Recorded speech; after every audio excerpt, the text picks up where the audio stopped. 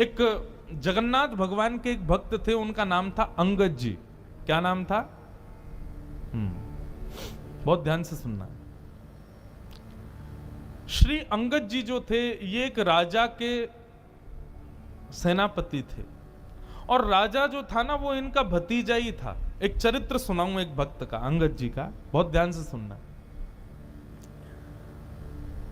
अंगद जी अपनी पत्नी से बहुत प्रेम करते थे, और उनकी पत्नी सत्संग से बहुत प्रेम करती थी। ठाकुर जी की कथा, कीर्तन, वैष्णव वार्ता, इनमें उसकी बड़ी रुचि।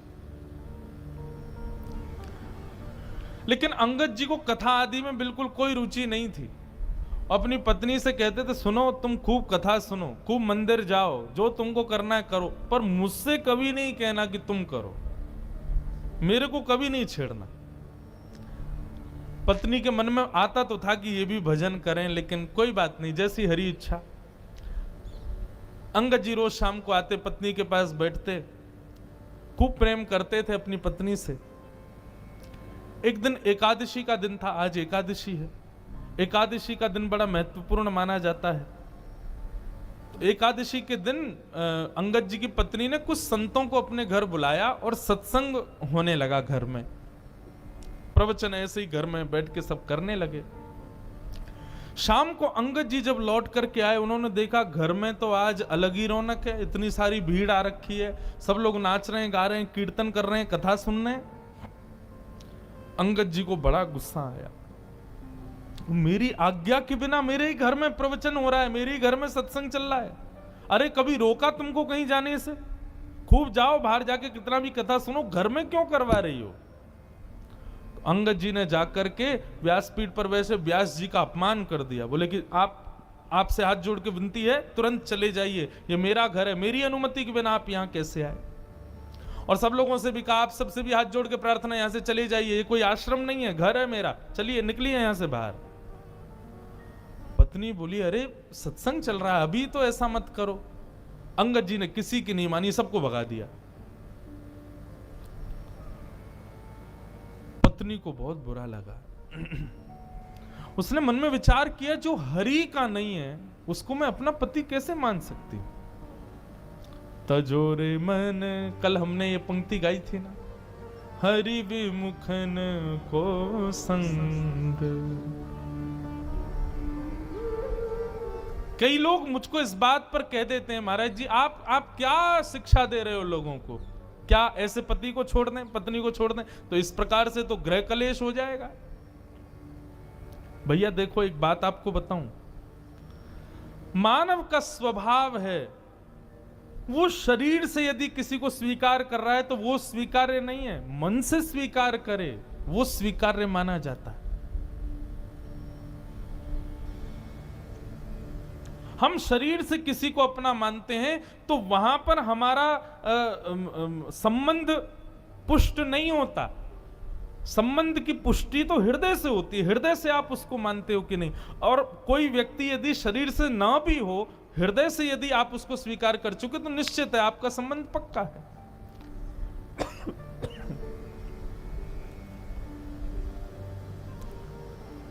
महादेव ने सती का त्याग किया, लेकिन ऐसा नहीं कि सती को कैलाश से ही कह दिया हो कि आप चली जाओ अपने मायके में जाकर करो ना। बस मानस जी में गोस्वामी जी कहते हैं, बगल में जो आसन लगाते थे उसको सामने लगा दिया, बस इतना ही त्याग किया। और ये त्याग किसका था? शरीर का त्याग नहीं था, हृदय से त्याग था। तो इसलिए भैया, यदि ऐसे लोग परिवार में हैं, ऐसे लोग मित्र हैं, ऐसे लोग ऑफिस में काम करते हैं जो भगवत संबंध नहीं रखते, उनका शरीर से त्याग नहीं करना है, मन से त्याग करना, मन से कभी उनको स्वीकार नहीं करना है। अंगद जी की पत्नी ने आज अपने पति का हृदय से त्याग कर दिया और घूंघट कर लिया और कहा कि अब आज के बाद मृत्यु पर्यंत मैं आपको अपना मुख नहीं दिखाऊंगी, ना आपका मुख देखूंगी। आपकी पत्नी हूं, आपके संगी रहूंगी, आपकी सेवा करूंगी, पातिव्रत धर्म का पालन करूंगी, लेकिन हृदय में आपके लिए कोई स्थान नहीं आज के बाद। अंगद जी की पत्नी अब तो घूंघट करके रहती है, अंगद जी ने मुंह ही नहीं दिखाती अपना अंगद जी को। 1 महीना 2 महीना 6 महीने बीत गए महाराज। अंगद जी बड़े उदास, बहुत प्रेम करते थे अपनी पत्नी से। अब तो कार्य में भी मन नहीं लगता। एक दिन ऐसी घोड़े पर बैठ करके कहीं जा रहे थे, तो चलते चलते उन्होंने देखा कहीं कथा चल रही है। मन में आया इसी कथा ने ही मेरा घर बर्बाद करवा दिया, इसी की वजह से सब खराब हुआ। 2-3 दिन बाद फिर से निकले तो फिर कथा चल रही थी, तो मन में आया कि ये कथा में ऐसा होता क्या है जो मेरी पत्नी को इतना प्रिय लगता है, चल के सुनूं। अंगद जी आकर के पीछे उदास हताश तो बैठे ही थे, घर में मन लगता नहीं है, आके बैठ गए। कथा में बंधुओं 3 प्रकार के लोग आते हैं। पहले आमंत्रित लोग, जिनको निमंत्रण दिया गया है कि भैया हमारे घर में कथा है, आपको आना है। दूसरे वैष्णव कथा प्रिय लोग, उनको बस पता चल जाए कथा कहां हो रही है, वो ये विचार नहीं करेंगे दूरी कितनी, समय कितना लगेगा, कहां क्या, निमंत्रण की भी अभिलाषा नहीं, बस पता चल जाए कथा कहां है, वो पहुंच जाते हैं। और तीसरे संसार के मारे दुखियारे लोग, जिनको घर में या व्यापार में कहीं भी कुछ मिल नहीं रहा है, बड़े उदास अपने जीवन में जी रहे हैं, वो आके कथा में बैठते हैं। तो ऐसे ही अंगद जी आकर के बैठ गए। अंगद जी आकर के बैठे तो निश्चित कथा सुनते सुनते उनके हृदय को बड़ी शांति सी मिली।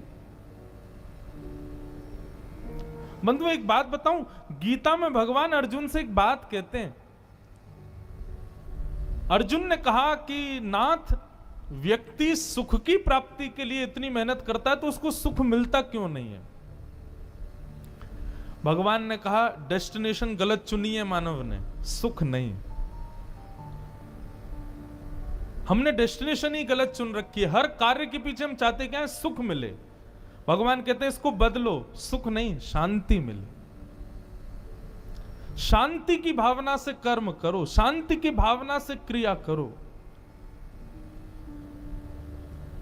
हम क्या करते हैं? हमको सुख मिले, ऐसा करूं इतना मिल जाएगा, ये करूंगा वो करूंगा, ऐसा बनाऊंगा, ऐसे बैठा करूंगा, ऐसा कमरा, ऐसे सोफे, ऐसी पत्नी, ऐसी गाड़ी, ये सब सुख जन्य हम लोग कर्म करते हैं और वही सुख हमको नहीं मिलता। फिर आप अपने क्रिया के पीछे उद्देश्य शांति रखो, भगवान कहते हैं तब मानव प्रसन्न रहेगा।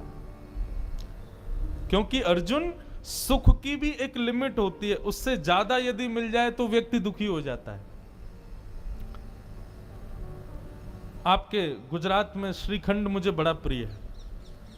मैं द्वारिका में, अहमदाबाद तो मेरी पहली बार कथा और गुजरात में मेरी दूसरी कथा है। ये श्रीमद् भागवत की पहली कथा हमने की द्वारिका में और आज 7 साल बाद दूसरी कथा कर रहे हैं अहमदाबाद में।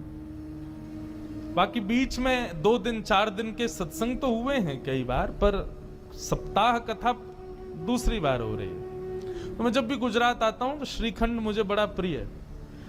लेकिन आप एक कटोरी खिला दो, मन भर जाएगा। दूसरी कटोरी दोगे तो मैं भाग जाऊंगा। आप कहोगे महाराज जी आपको बड़ा प्रिय, खाओ ना। अरे कैसे? मुझे याद नहीं है, लेकिन फिजिक्स में हम लोग जब स्कूल में पढ़ते थे तो एक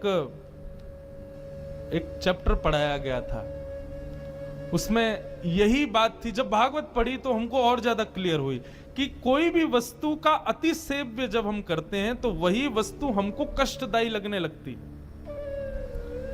रसगुल्ला यदि पसंद है तो 1 2 3 4 5 खा लो, 6वां रसगुल्ला देखते ही वमन हो जाएगा। संसार की हर वस्तु ऐसी है। तो अर्जुन, सुख नहीं शांति को रखो। किसी भी क्रिया को करने के पीछे उद्देश्य क्या हो? मुझे शांति मिले, तब देखो कर्म करके कैसा सुख मिलेगा। तो कथा में सुख मिलता है लोगों को। यहां पर आप मौन अवस्था में बैठे हो, एक ही आसन पर बैठे हो, ना पानी पी रहे हो ना चाय पी रहे हो। 4 घंटे आदमी बिना चाय कैसे रहे, बिना खाए कैसे रहे, लेकिन यहां रह रहे हो। क्यों? शांति मिल रही है। सुख नहीं, शांति। अंगद जी को बड़ी शांति मिली। अब तो अंगद जी ने नियम बना लिया, रोज जाते थे कथा सुनने।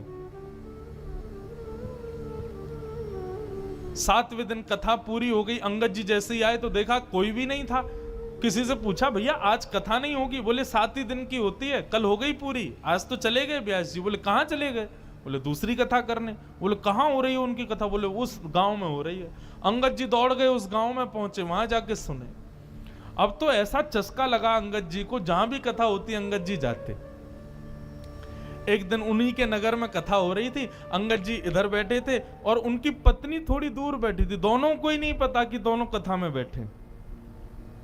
व्यास जी ने जैसे कीर्तन गाया, अंगद जी के नेत्रों से अविरल अश्रुधार ऊर्ध्वबाहु होकर के नृत्य करने लगे आनंद से। तभी पत्नी की दृष्टि गई, ये कौन नाच रहा है? अरे ये तो अंगद जी हमारे पतिदेव हैं। तभी मैं कहूं कुछ समय से ये पहले तो बड़े दुखी रहते थे कि मैं मुख नहीं दिखाती, कुछ समय से बड़े प्रसन्न रहते हैं, मुझसे ज्यादा बात भी नहीं करते, अपनी सेवा पूजा भी करने लग गए हैं और बड़ा सामान्य सा बड़ा सुखमय जीवन जी रहे हैं। मैं सोच तो रही थी बदलाव कैसे आ गया, ये कथा सुनते हैं।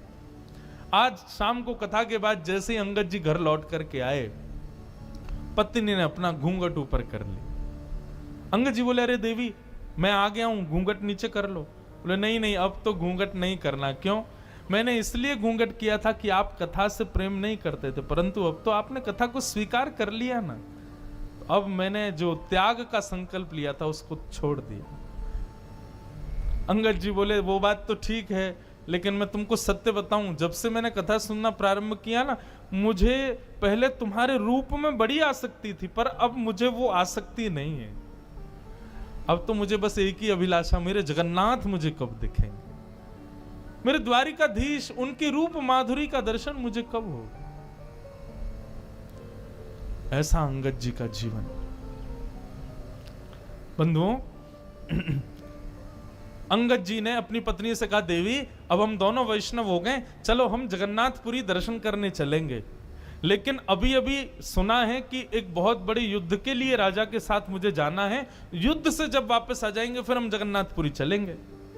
ठीक है। युद्ध में अंगद जी गए, जाकर के युद्ध किया।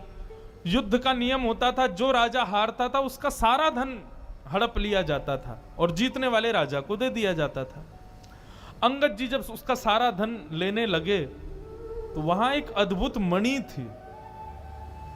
उस मणि को देख करके अंगद जी बड़े प्रसन्न हो गए। बोले, बड़ी सुंदर मणि है, मुझे ठाकुर जी को कुछ निवेदित करना है, ठाकुर जी को मैं जगन्नाथपुरी जाऊंगा, कुछ देना है।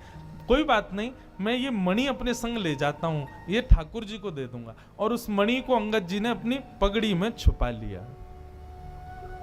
थी तो वो चोरी, लेकिन अंगद जी का भाव क्या था कि मुझे ठाकुर जी को देनी है। भगवान से बोले, प्रभु इसके बदले भले ही मुझे दंड मिल जाए, लेकिन मैं ये दूंगा आपको, ये है आपकी, मुझे नहीं चाहिए लेकिन मैं आपको दूंगा। किसी सैनिक ने जाके राजा को बता दिया कि अंगद जी ने एक मणि को अपनी पगड़ी में छुपा लिया है। राजा, अंगद जी उसके चाचा लगते थे, इसलिए राजा स्पष्ट तो कुछ कह नहीं पाया, पर राजा ने मन में विचार किया कि अंगद जी रोज मेरी बहन के यहाँ भोजन करने जाते हैं, मैं आज बहन से कहूंगा कि वो भोजन में जहर मिला दे, अंगद जी की मृत्यु हो जाएगी, मणि हमको मिल जाएगी। अंगद जी आज भोजन करने के लिए राजा की बहन के यहां गए, तो अंगद जी का नियम था कि भोजन का पहला भाग राजा की बहन की छोटी बेटी को गोद में बिठा के पहले उसको खिलाते थे, फिर स्वयं पाते थे। आज उसने अपनी बेटी को कहीं छुपा दिया, बोले अंगद जी कहीं खिला ना दे, इसमें तो जहर है। अंगद जी भोजन करने बैठे, कहा बिटिया चलो लाओ अपनी बेटी को लेके आओ, उसको मैं थोड़ा खिला दूं फिर मैं पाऊं। बोले मेरी बेटिया तो आज माँ के पास गई है, मेरी मायके गई है, आज वो है नहीं, तो आप आज अकेले ही पालो। अंगद जी बोले, बेटा ये तो मेरा नियम है, उसको खिलाए बिना तो मैं कभी नहीं खाता। अरे वो मेरी प्राण प्यारी है, मैं उसको साक्षात जगदम्बा के स्वरूप में देखता हूं, पहले उसका भोग लगाता हूं तब पाता हूं, अब जब तक उसका भोग नहीं लगेगा मैं तो नहीं पाऊंगा। तो राजा की बहन ने सोचा, ये मेरी बेटी से इतना प्रेम करते हैं और मैं इनको जहर दे रही हूं। उसने थाली उठा ली, बोले कि ये पूरा भोजन ही आपके लायक नहीं है चाचा जी, इसमें मैंने विष मिला दिया है। अंगद जी ने थाली पकड़ी, बोले तुमने इसमें विष मिला दिया? बोले हाँ। बोले क्यों? मेरे भाई को वो मणि चाहिए जो आपने पगड़ी में छुपा रखी, इसलिए उसने मुझसे कहा कि विष दे दो। पर आपका प्रेम देख करके मेरा मन हो रहा है कि मैंने बहुत बड़ा अपराध किया, मैं ये विष आपको नहीं दे सकती। अंगद जी बोले वो सब बात छोड़ो, ये बताओ क्या तुमने इस थाली का भोग लगाया था भगवान को? उसने कहा हाँ, भोग तो मैंने लगाया था। बोले तुमने विष वाला भोजन ठाकुर जी को खिला दिया? बोले क्योंकि आप बिना भोग लगाए पाते नहीं है, इसलिए भोग तो मुझे लगाना पड़ा। अंगद जी बोले अब तो इसको मैं ही पाऊंगा, जब विष ठाकुर जी ने पा लिया तो मैं कैसे छोड़ूं? और अंगद जी जबरदस्ती हठ पूर्वक उस थाली को लेकर के बैठ गए और एक एक कवल खाने लगे। ज्यों ज्यों कवल मुख में जाने लगा, अंगद जी का उतना ही तेज बढ़ने लगा। ये आश्चर्य देखकर के राजा की बहन नतमस्तक हो गई। जाको राखे साइया, मार सके ना कोई, बाल न बाका कर सके जो जग बैरी हो। बंधुओं, प्रसाद मान करके पाया, इसलिए विष ने भी कुछ नहीं किया। ये लीला तो मीरा के साथ भी हुई, ये लीला तो ध्रुव के साथ भी हुई, ये लीला तो प्रहलाद के साथ भी हुई। विष उनको भी पिलाया गया, लेकिन भगवत प्रसाद मान करके पाया, कुछ नहीं हुआ।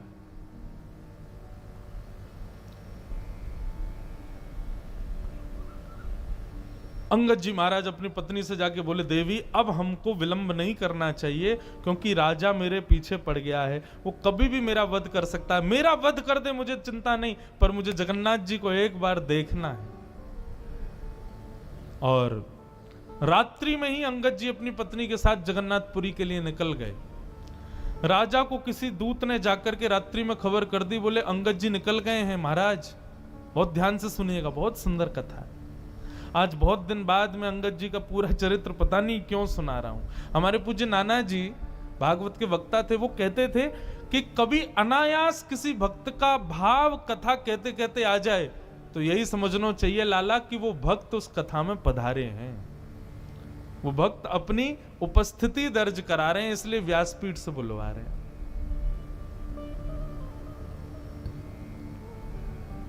तो अंगद जी जाने लगे, बीच रास्ते में ही राजा के सैनिकों ने बंदी बना लिया।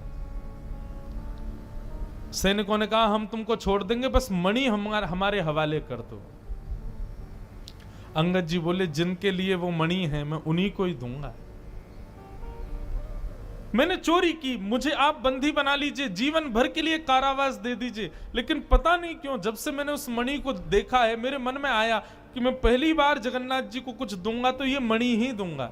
मैं मानता हूं कि मेरा पाप है, परंतु मैं क्या करूं, मैं अपने नाथ को कुछ देना चाहता हूं, वो उन्हीं के लिए है। सैनिक तो कहां समझने वाले थे, बोले तू अपने नाथ के पास जा भी नहीं पाएगा, तेरा सर कलम कर देंगे, जल्दी दे। अंगद जी बोले अच्छा ठीक है मैं मणि दे दूंगा, लेकिन उससे पहले मैं अपनी एक इच्छा पूरी करना चाहता हूं। बोले बताओ। इस सरोवर है, इसमें मैं स्नान करना चाहता हूं।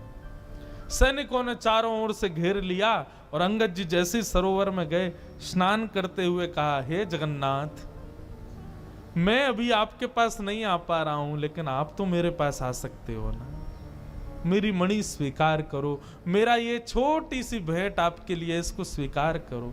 और मणि को अपनी पगड़ी से निकाल के उसी जल में छोड़ दिया।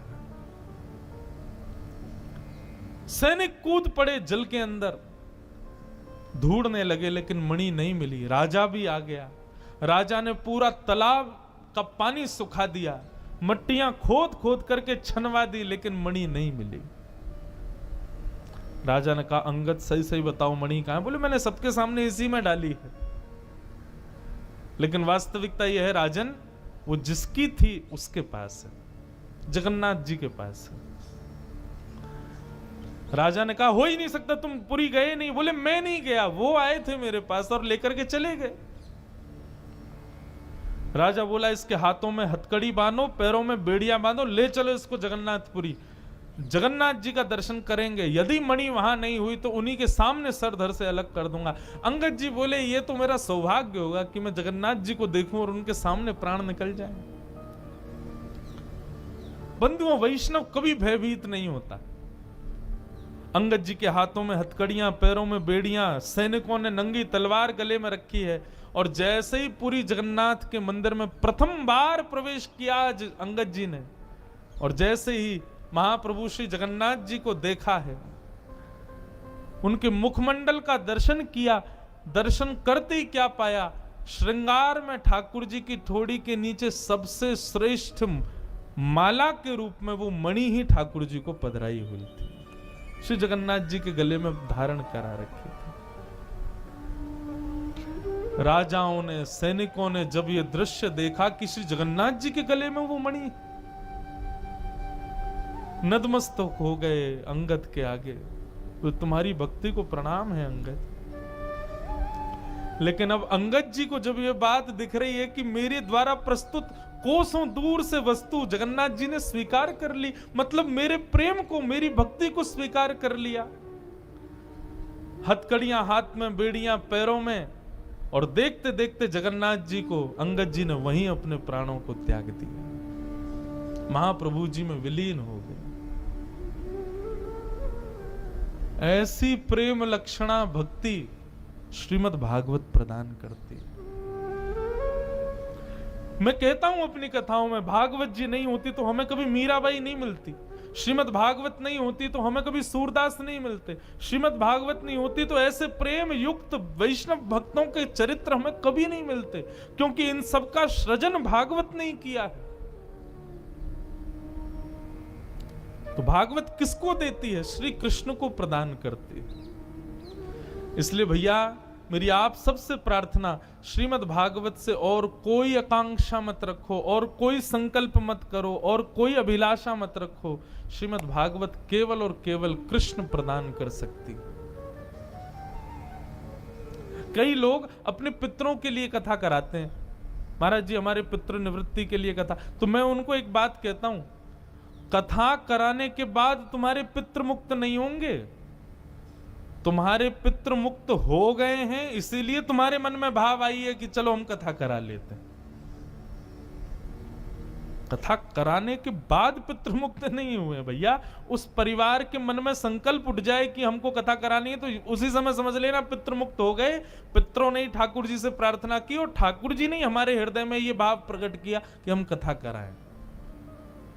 भागवत श्री कृष्ण से प्रेम कराती।